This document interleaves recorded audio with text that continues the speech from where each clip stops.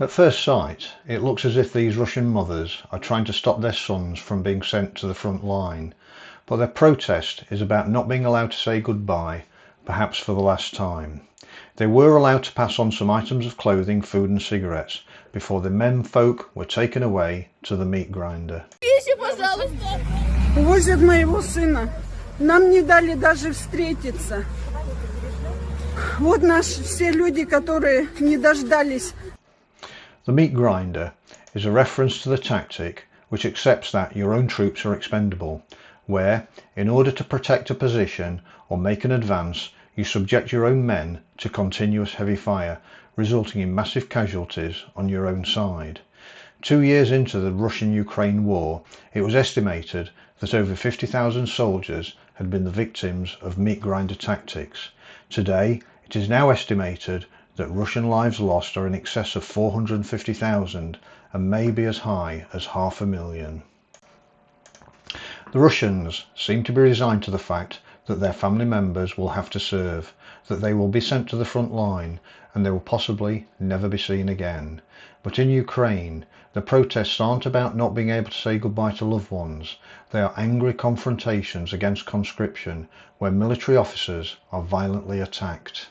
Tensions over military recruitment here in Ukraine have just exploded. There was a huge brawl in Lviv after a military patrol stopped a man to check his call-up papers and ended up under attack. An officer was injured, a military car was hit with bricks and then rolled. There have been similar violent scenes in Dnipro to the south and elsewhere. And early this year, a recruitment officer was even stabbed. Ordinary citizens are the ones who pay the biggest price in conflict between nations, so very few will wish for war. But following the uprising in Iran in January, which was violently crushed with as many as 30,000 civilians killed, most Iranians wanted to see an end of the brutal regime and hoped that the war with America would save them, but this was not to be.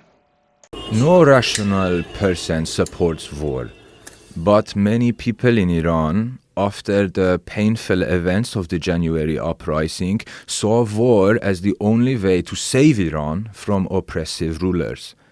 In fact, this collective sense of desperation affected me as well, and I too believed that war was the only path to salvation. But after some time, I realized that war would not only fail to bring about the downfall of the Islamic Republic, but it would actually strengthen this oppressive regime and greatly increase the suffering and hardship of the people.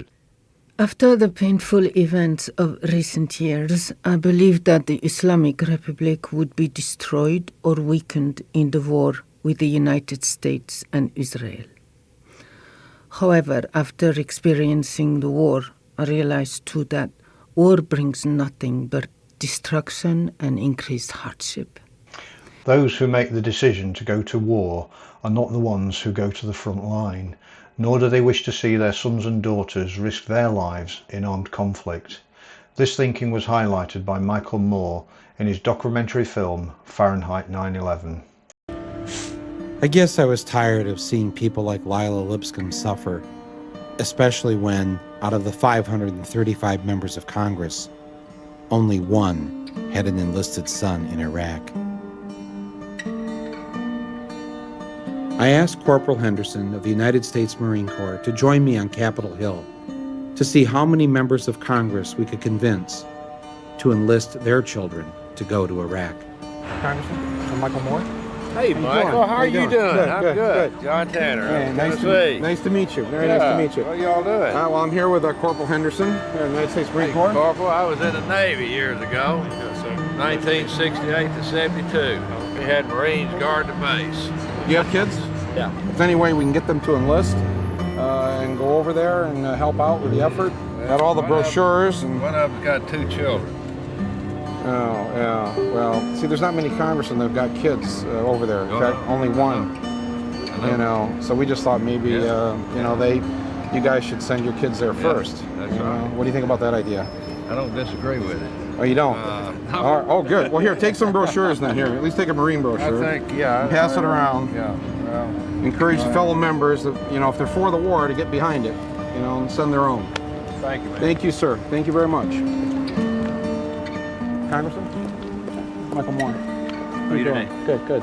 Trying to get members of Congress to get their kids to enlist in the Army and go over to Iraq. Congressman? Congressman? Congressman Castle. Congressman Castle. Congressman Doolittle. Michael Moore. I'm wondering if is there any way to... Of course, not a single member of Congress wanted to sacrifice their child for the war in Iraq. Politicians are immune to the pain of the ultimate sacrifice that they expect others to make. They will talk about the honour of death in war, but their connection to the suffering is shallow. They believe it's their right to gamble with the lives of others, and will casually observe, as Trump did, that's the way it is. As one nation, we grieve for the true American patriots who have made the ultimate sacrifice for our nation, even as we continue the righteous mission for which they gave their lives. We pray for the full recovery of the wounded and send our immense love and eternal gratitude to the families of the fallen. And sadly, there will likely be more. Before it ends, that's the way it is. The sympathy offered to the fallen is entirely superficial. The risks are not shared equally by everybody. Trump came very close to repeating the satirical words of Lord Farquaad in Shrek. Some of you may die, but it's a sacrifice I am willing to make. The willingness of leaders to sacrifice the lives of the nation's youth is not shared by ordinary families, by the wives and mothers of those who are conscripted to war. Commercial interests have now obscured the fact that Mother's Day celebrations were originally an anti-war protest. Prompted by the devastating human toll of the American Civil War and the outbreak of the Franco-Prussian War in Europe, Julia Ward Howe realised that, regardless of national borders or political justifications, war exacted the same price: the lives of sons, husbands and fathers, leaving mothers and wives to pick up the broken pieces. Arise then, women of this day. Arise, all women who have hearts, whether our baptism be of water or of tears. Say firmly, we will not have great questions decided by irrelevant agencies. Our husbands shall not come to us, reeking with carnage, for caresses and applause. Our sons shall not be taken from us to unlearn all that we have been able to teach them of charity, mercy, and patience. We, women of one country, will be too tender of those of another country to allow our sons to be trained to injure theirs. We, women of one country, will be too tender of those of another country to allow our sons to be trained to injure theirs. That's quite a declaration, but unfortunately it's not within the power of wives and mothers to say whether their husbands and sons will be sent to the front line, to the meat grinder. That power to determine the fate of the nation's young men and women rests with the leaders of countries who may not share political philosophies or recognise mutual interests. Our leaders are not the ones making personal sacrifice. In fact, many leaders are the ones who stand to gain from war, as highlighted in George Orwell's 1984 and the idea that war is peace. War keeps the population poor and obedient. In times of peace, the public benefit from increased prosperity, where greater comfort and education can lead to the authority of the leader to be questioned. But by creating foreign enemies, which unites the public in fear and hatred, and by devoting resources to the war machine, the population remains trapped in a struggle for survival, leaving no energy to rebel against authority. By this means, the authority and privilege of the leaders is protected. War is no longer meant to be won. Instead, enemies are created and maintained to create internal unity and an inability to question authority for fear of being labelled unpatriotic. Continuous war creates internal political peace for the ruling party. War is peace. Things have changed here to such a degree in Trump's second term versus the first term that if you want to be supportive of his efforts in Iran, you really now are required to accept a Trump version of events that simply flies in the face of facts. So you have to accept that Iran was on the brink of acquiring a nuclear weapon 2 weeks away, a nuclear weapon that could reach American shores. Not even the American intelligence community believes that. You have to believe that there's been regime change. Well, there hasn't been regime change. They're negotiating with the same Islamic fundamentalists, just a slightly different cast of characters. I mean, the old supreme leader's dead, but the new supreme leader is his son, and allegedly, reportedly, more radical than his dad. So, but you're required, in a sort of a George Orwell 1984 fashion, you're required to accept falsehoods as facts in order to justify the White House position on this conflict. And that takes us down an incredibly dangerous path. So why do people around Trump accept falsehoods as facts, as in George Orwell's 1984? Well, not only because foreign wars help to crush domestic political dissent, but allocating the nation's resources to the war effort is very profitable for those invested in the companies that have government contracts to supply the weapons of war. Investigative reports and congressional inquiries have revealed financial ties between Donald Trump's family members, administration officials, and defense technology startups.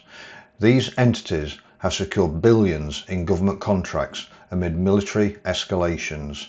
Companies linked to the Trump sons have generated at least $3.2 billion in direct government business since Donald Trump Jr. and Eric Trump became involved. Since their father won a second term, Donald Trump Jr. and Eric Trump, President Donald Trump's two eldest sons, neither of whom hold official roles in the administration, have become linked to investments in at least 10 companies with military applications.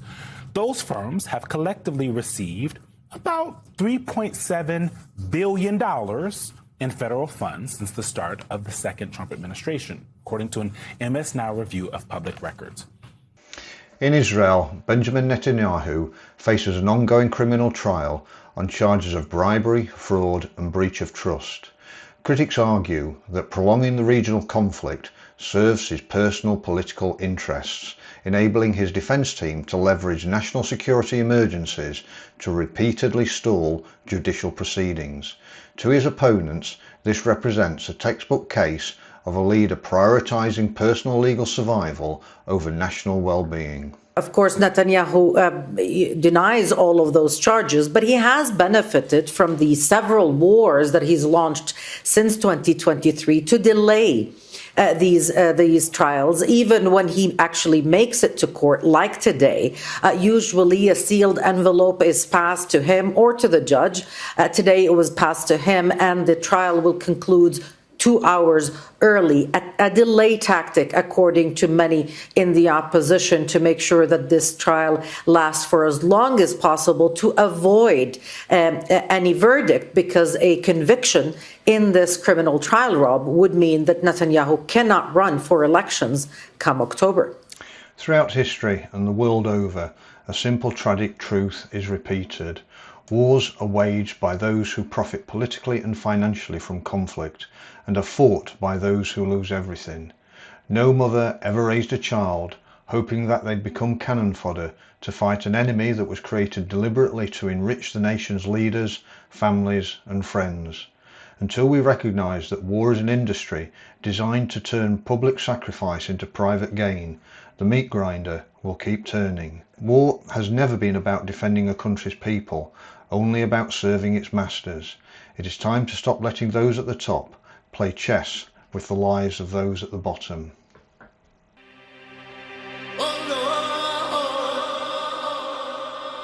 There's got to be a better way.